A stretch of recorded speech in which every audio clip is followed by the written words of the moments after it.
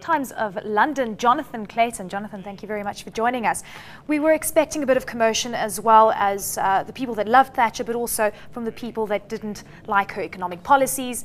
No protests in the streets of London, very quiet, very somber mood.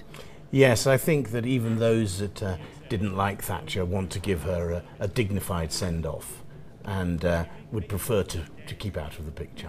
With regards to the legacy that Thatcher is leaving behind, we know that some say the economic policies and the reforms that we saw during the 80s were very important in creating the UK as it is right now, and others say that it actually created a lot of harm. You were in your 20s in the UK at that time, so you can give us a first-hand account of some of the things that you found that really were good, and other, the things that were bad for the economy. Well, she was an extremely divisive politician. There was no middle ground with Margaret Thatcher. So when it came to reform of the trade unions, she was completely adamant that they had to change, and that created huge levels of unemployment in the north of England. But at the same time, she freed up many people to set up new businesses and to make money, and made our society in many ways more mobile. With regards to the price tag of this funeral, there's also been quite a lot of controversy with regards to this. What are your thoughts? Well, I think that those people who are opposed to Margaret Thatcher will say it's costing far too much money, and those that support her will say no price is too high. This is a Prime Minister who was in office for longer than any other Prime Minister for 150 years.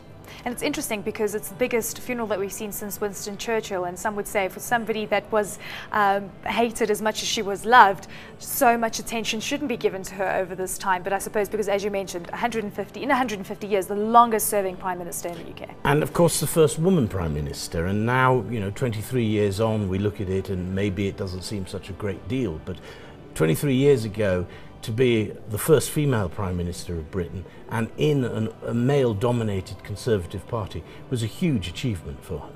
With regards to the controversy when it comes to South Africa and the fact that she was quite reticent to speak against apartheid, what do you think is going to be playing out, going forward with regards to the thoughts and the emotions that we have as South Africans towards this very important figure? Well, South Africa, like many of Britain, has a mixed response to Thatcher. Actually, after her first meeting with Nelson Mandela, they got on very well. She was deeply opposed to communism and very suspicious of the ANC's links to the Soviet Union and Eastern Europe, and that made her very, very suspicious of the ANC.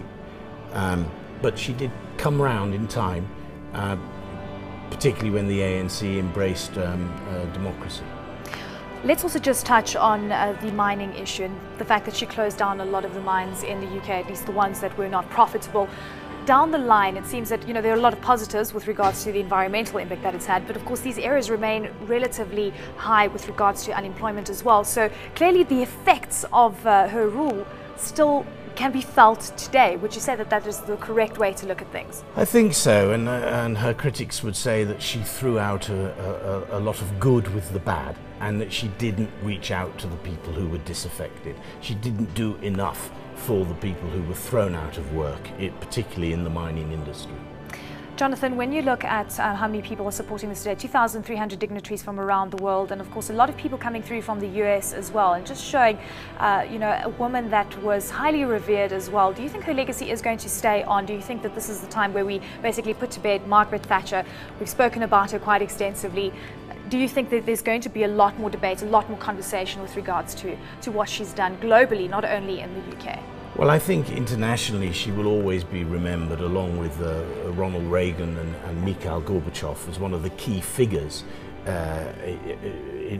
the end of communism, and that will stay on.